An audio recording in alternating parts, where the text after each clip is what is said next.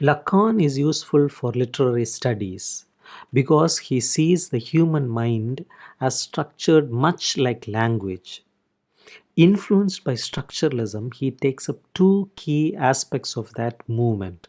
First, the idea that language is structured around the notion of difference, and second, the idea that the relationship between the signifier and the signified, the object and the concept, is always arbitrary and has no inherent meaning or logic.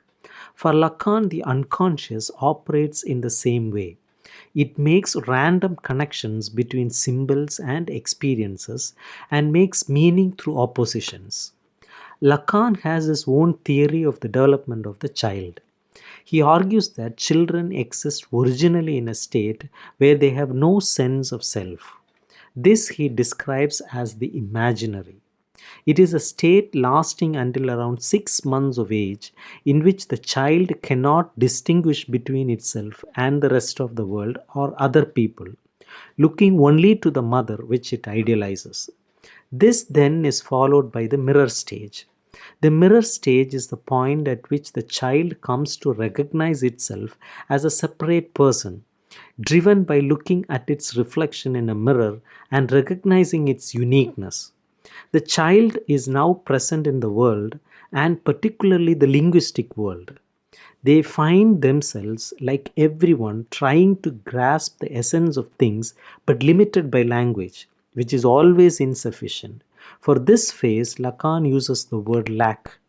The mirror stage takes the child out of the imaginary and into what Lacan calls the symbolic.